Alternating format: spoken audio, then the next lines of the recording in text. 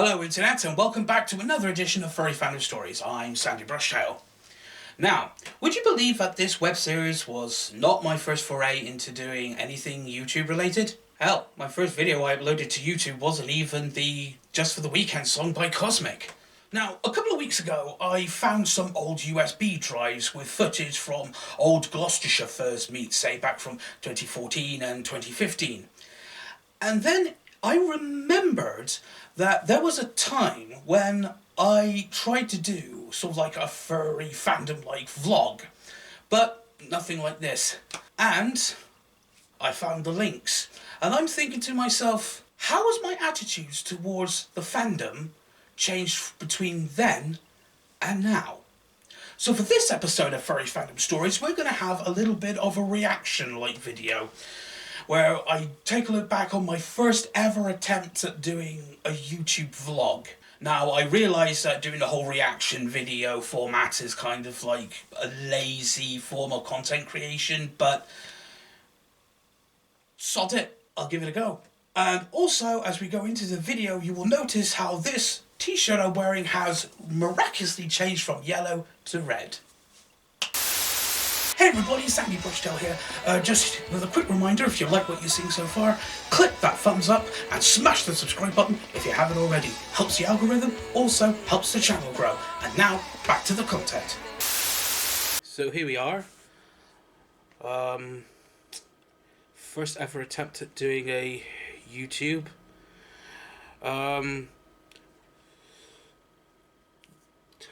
Let's just have a look at the general description here. 50 views 13 years ago. Really? When was this uploaded? 18th of September 2011. Oh, that was before my first con. Oh god. Okay, let's see. For my first YouTube vid, I wanted to talk about something dear to my heart, so I decided to talk about the furry fandom, one of two. Here I start off by trying to get across my feelings and also trying to dismiss some of the bad rep the fandom has gotten thanks to shows like CSI. Then I follow up by showing off my so this is me basically 2.5 years into the fandom. This is before I attended my first convention. Oh lord. Something else I want to bring up. The camera I'm using to film this is the Vivitar 548 HD, the one with a really bad microphone. So the audio quality is going to be all over the place. I'll try to do something in post with Shotcut just to level off the audio at least. Okay, so here we are, the time capsule. Blast from the past. Okay, let's start. Hey punters, my name's Frank. I'm 27 years old. I live in Gloucester in England, and I'm a furry. A retrospective look at the furry fandom in the UK. I joined the furry fandom about 2 years ago. I got interested. This was when my housemates were living with me.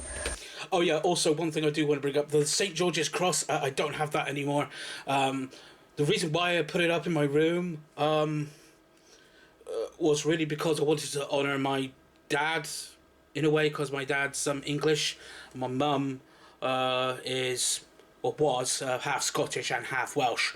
So I kind of like wanted to honour my dad's lineage, but then after having a serious think about it, I decided to get rid of it. And now in my room, I've got a Union flag instead. One of my housemates' girlfriends really was into this magazine called Bizarre, which was about all weird and wonderful things and all that kind of stuff. And they actually did have pics. This was a couple of years ago. One issue actually had pics from RBW, which was one of the... Yeah. Also, you can tell that this really isn't scripted. And just actually sort of like, I haven't got to grips of being on camera yet. Bigger furry conventions in Britain, and just seeing all those people like dressed up in their suits and everything, it just made me wish, you know, like I so wish that I could be there. And stop touching your damn face. Sort of like it made me think, it's kind of thing, actually looks kind of cool. I could see myself getting into this kind of thing.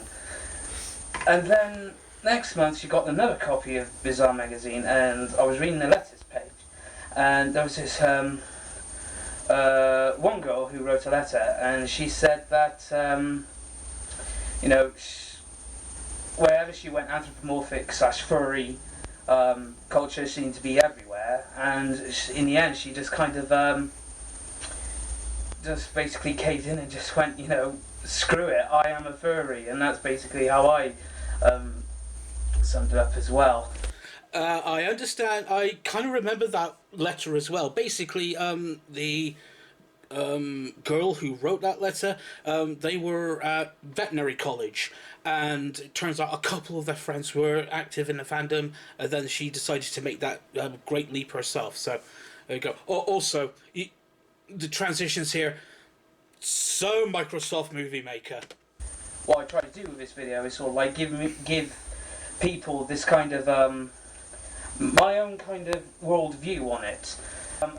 Yeah, here we go. Basically, me just 2 years into this fandom thinking I know everything about it. Being furry is just, to me, it seems to be quite a big. It's more of an art community more than anything else. You can tell I didn't script this, can't you? For example, most of people in my circle of friends, my furry friends, they're actually sort of amateur artists. But then again, there are some people who are studying art professionally, and believe me, they can draw better than I. Studying art professionally. I think what I try to say there is they're studying proper artistic theory. I think that's what I'm trying to go with. Basically, to me, being a furry it's just a way to be creative, really, and it's also it's just having a good laugh. You're just going out in public, just sort of like doing kind of all these things and seeing just the smile you get on people's faces. It's all in good fun, really. I do know why furries have such a bad rep ever since that CSI episode came. Well, it's not just that, it's also kind of like the drama that exasperated in the fandom and how it basically spilled out IRL and affected people's real lives as well. Came out, and particularly when I first saw that episode of CSI, that's Fear and Loathing from Series 4,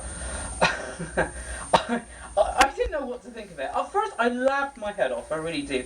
But then again, I started to get really depressed and distressed, really, that so many people, they treated it like a documentary. Sort of like, this is the fandom, this is what you people get up to, these are what these people do. It's, yeah, and that didn't really get across the image we kind of hoped. There was also another documentary that came out kind of right at the same time on MTV. It was called Plushies, and it was discovered that after that TV special was made, most of the information in it was completely fake. I'll say this about the Furry Fandom, though. We're kind of like, we're obsessed with image. We try to like... Kind of... It's kind of, not so much nowadays, but rewind the clock about a good 15 years, definitely. Disprove that kind of thing, that we're not all like that. And those kind of people that you saw in CSI, that whole thing, we go to cons, we dress up, it's this, what was it? This yiffing thing? I'm sad to say, yes, there are people like that in the fandom, but they are only in a minority. I say that, however, I will say this. When I first got active in the furry fandom, around 2009, especially around 2010, my sex life was coming along in leaps and bounds. A majority of us don't do things like that. We don't go to like conventions to get laid. Hell, we go to, most of us go to bars to get laid. Or chat roulette. Oh god, chat roulette, remember when that was a thing? The point I'm trying to get across is we're not all animal costume wearing sex maniacs. We don't indulge in bestiality. We don't dress up like animals and basically fuck like animals. That's not what the fandom's all about. Basically, as I said. Well, there is a sexual element to the fandom, however the furry fandom is not the only kind of like fandom that has this. You can find elements of sexual content in basically nearly every single flipping fandom. It's a bit about being creative. It's mainly a big kind of like artist community. We have all kinds of things. There's graphic artists, there's performance artists, suit makers, that kind of thing, tailors, etc., etc. Well, I will say this ever since I became a furry. I have made quite a lot of new friends, and I'm actually, it gets me out of the house. I'm actually doing things, because usually between my usual things of trying to find a job and Xbox and God knows what else, it just only made me realise, my God, I'm wasting my life, I'm not doing anything. And I first found Furry Fandom, we started going to meets, I started to meet. I will say this, when I started going out more, a friend of mine, she said, God, I remember a time not too long ago when you were a house hermit. And yet you're going out to like regular places, like you go to Bristol regularly, you go to London regularly, you go to Reading regularly. Flipping out, you are going to Glasgow, you're going to flipping Birmingham. This kind of like behaviour from me, obviously, was almost flipping unheard of. People, and it's just, it's so great. We go on days out together, we go meet up in town. Stop touching your damn face! And just frolic around and just sort of like make people smile. And I love it. I absolutely do. Going back. However, going on about how sort of like looking back on the people I used to hang out with, going back a good 13 years to the people I hang out with now, I will say this, that, you know, upon first entering the fandom, I was very naive. Luckily, my first convention flipping cured me of that naivete. Back to what I said about that CSI episode, about all those kind of like people and all that. I take it most of you have seen the Peaches Geldof expose, for lack of a better term. Oh, rest in peace, Peaches Geldof. On British TV. The full video, full interview is on YouTube. I'll try to find a link and actually post it in the description. And first of all, I'd like to say to all the guys that actually did that interview, you know, Nightwinds, Wolf, Meeple, because seriously, I'm not slagging you guys off. Seriously, doing what you did, actually going on TV and actually talking about something you love, mate, that took guts. Seriously, I salute you. But I still feel, and quite a few others feel, yes, the general opinions get across. You did do well to expel the myth that it's a purely sexualized thing, but and that Don Joy didn't help like, going on about plushies. He could have done a bit more. Basically. Yes, but it all comes down to how like shows like that are edited. Like, okay, when I got, sorry to constantly prattle on about this, but when I was interviewed by BBC Radio Bristol, it was kind of like, how do you get such a life-changing story and condense it down into sound bites? And that's basically what it all comes down to, especially in that kind of studio thing. It's kind of like sound bites. And some stuff actually, key stuff actually gets left by the wayside. Anyway, carrying on. Follow the link. All you need to know about that section is Don Jolly is a tit. I want to show you you guys watching this what the furry fandom means to me and how I express it. Don't you just already explain what it meant to you in very abstract terms? The gear. Oh, I know what this is. I seem to remember this. Right, okay. Behold my furry trash starter kit! Basically what you see here, this is my furry gear pretty much in its entirety. First and foremost, I should actually give you a brief description what it's all for, because you see what we do, furries, basically we come up with our own animal characters, which we call a fursona, and this is basically what it's all in aid of. We dress up as our fursonas, our characters. That's actually a good explanation there. Like fursona, play on words of persona. Most of the stuff is, well, quite a few things are actually custom made, but there are sites like on the big furry online communities, mainly for affinity.net. Believe me, if you want any kind of furry gear, There are loads of websites out there. It's not just for Affinity. There's also Etsy.com. They do quite a lot of stuff, not just furry stuff, but also stuff like if you're into cosplay or anything like that. yeah, believe me, there's somebody there who can help you out. Okay, I'm gonna start here. First and foremost, this is a con badge. Con badge is just basically. I'm just trying to get a good flipping look at it. Because, hang on, just let me get a proper good look at it. Almost. This is a con badge. Yeah, I still have that. It was also this con badge that sort of like what added the 5 white diamonds to my fursona, because, well, originally, sort of like just above the midpoint, above my eyes, I just wanted like 5 little wisps. Sort of like went like that. But the artist drew them as diamonds, and I was thinking, you know what, that flipping works. Badge. Con badge is just basically your character. Yes, I am a fox. Yes. Sandy. Yeah.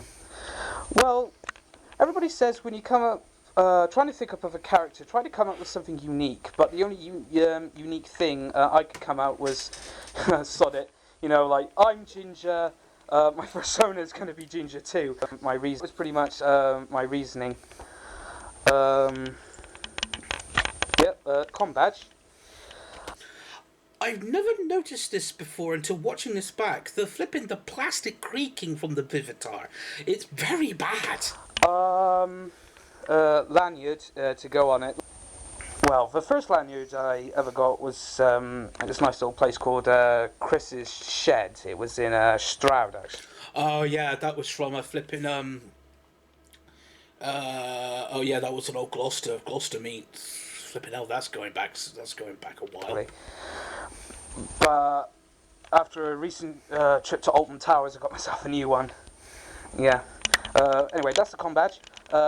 Second, the collar. Collars are not really mandatory. They're sort of like, it comes to preference really, but, and I didn't notice at the time from making this, but in some circles of the furry community, wearing a collar means you are a pet, basically, and you have a master. Now, collars, they're sort of, well, actually, to tell the truth, I don't know what the collar symbolises. I think it's supposed to symbolise something about, you know, this is kind of like the more playful animal sides and sort of like how we've all been a metaphor for how we're all domesticated or something like that. I don't know, I'm not a philosopher. That's one way of looking at it, I suppose. Collars, you can get custom collars. There are a few people, as I said, on For Affinity can help you out with that. But just go down a pet shop and just get yourself one. This one I got from Gloucester Eastgate Market. And I still remember the day I got it. The bloke at the store, he actually asked me, "Do you want a lead to go with that?" And I just went, "Nah, leads aren't my style." And also, the good thing about collars, you can add like personal things and trinkets, like I've done. Next up is my foxtail and my ears. These I actually had to get custom made. No, I didn't get them custom made. They came from an online tailor. From America, only $26, which, believe me, is a flipping bargain, which was about 15 quid. These take about up to 6 weeks to 2 months to actually make. Again, it depends really on what you personally want. I just went for the bog standard, like, tail. Secondly, my makeup kit. I was still using Snazaroo back then. I now use this other kind of face paint thing I use. It's called Tack. There's a reason why I have this. It's just if it's a really big meet, like what the Gloucestershire Furs did for the festival. It's kind of like for special occasions, and I'll give you a demonstration on the face paint later on. But anyway. I did record separate video footage of me actually making myself up, but I never actually did it or uploaded it as a separate video. That's all my gear, basically. Right now, I'd like a partial suit. I really would, but it's just a case of actually finding the money more than anything else, because I have spoken to a few people, got a few recommendations, and there's actually somebody who lives quite locally who'll give me a good deal as well. But one step at a time. Yeah, because my fursuit head that cost me over 300 quid. Alright, so that's part 1. Now we come up to part 2. Now this is me all properly flipping made up and everything. If you are of a nervous disposition, look away now. Okay. Et voila. Ah, that's good furry cringe. Sandy Brushtail. Well, this is me as my character. This is what I usually wear to meets. I haven't been to a Bloody hell, I was still using a CRT monitor back then. con. As you can see, con badge, I've got the collar. I usually wear this badge I got from Bristol Zoo. Go Leafs go. As well. Also got the tail. The thing about the tails is yes, hockey does you might not be able to see properly on the tape, but there are actually 2 types of tails. Some tailors and fursuit makers, they actually weave sort of like a hole into the actual fabric of the tail itself, or others use some elasticated loops, because not all belt sizes are universal. Oh yeah, and the ears as well. Now the ears, when I first got them, I thought the headband was a bit tight, but I thought, well, it's alright. It was so tight, it actually was pinching nerves in my head. Until last July, when the Gloucestershire Furs raided the Gloucester Festival, and actually turned out like all of a sudden something was wrong with my right thumb. It would shake uncontrollably. It would seize up, as in it would just like cramp up, and I could not use it at all. But it suddenly dawned on me, as soon as I took off the ears, I could do it again. And it turns out the headband on these was so tight that it was actually squeezing nerve endings that go straight into my hands. And so I had no choice but to loosen them a bit. Well, one other thing I want to show you is this little guy. Oh, there's Fang. That's Fang, or that's what I call him anyway. He's pretty much my mascot, and also it's just, well, I think sort of like pulls me together. I am a furry and all this. Having a plushie in cargo trousers is not really flipping mandatory thing. Some people have them, some don't. But these days I don't bring Fang with me. Well, I don't bring them out on fursuit walks if I go to a meet. If I'm flipping at a convention or something, every now and again. But it's something I don't do anymore.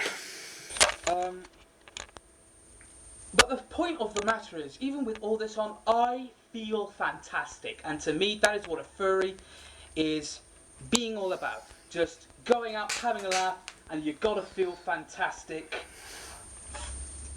doing it as well. Yes, absolutely. It's just spreading a little bit of happiness, just making people smile. Or watch all the people gawk at us in the street as we walk by. Stupid normies. Because, you know, this is the kind of point I'm trying to get across in this video. Like, don't believe all the rumours, don't listen to all the bad rep, and all this and the bad press in the media, and all this, that and the other. There is one universal truth, and that is this. Underneath the makeup, underneath the suits, the tails, everything, we're just regular people. We're just freaks in the freak kingdom. Now, I noticed something is missing, and obviously that's paws. But, yeah, there was somebody at I don't know, the Gloucester meets who would actually give me a pair of like fleecy kind of like gloves to wear. I'm kind of looking into getting a partial done, kind of. Because at the minute I'm just a glorified tail wearer, what with the makeup and everything. Well, tail wearer, a furry word just wears a tail. Yeah.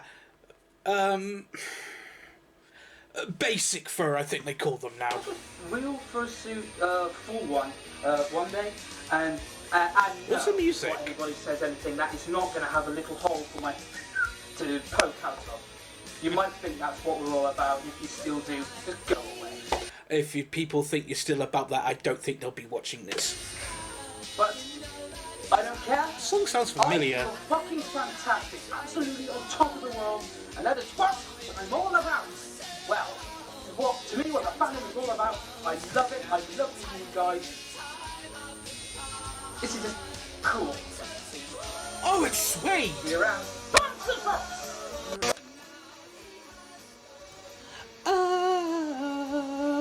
Oh yeah, it is. It's Suede. I spent my whole life looking ridiculous when I stop now. And oh my god, furrum.uk, fur.org. Oh my god. Does anybody still use that?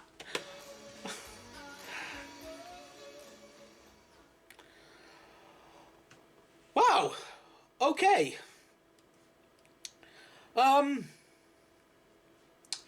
Let's just have a look at the channel page. It's just... Holy hell, there's old Gloucester meat footage on this. Well, that's something else we could look at. Nothing about this channel. Oh, I only got 162 combined views in the end. Well, you could tell that I didn't write a script for it. It was the first time I actually did anything like that. Also, I noticed that during those videos, I was kind of like doing this and doing that. It's almost as if I was trying to hide behind my hands.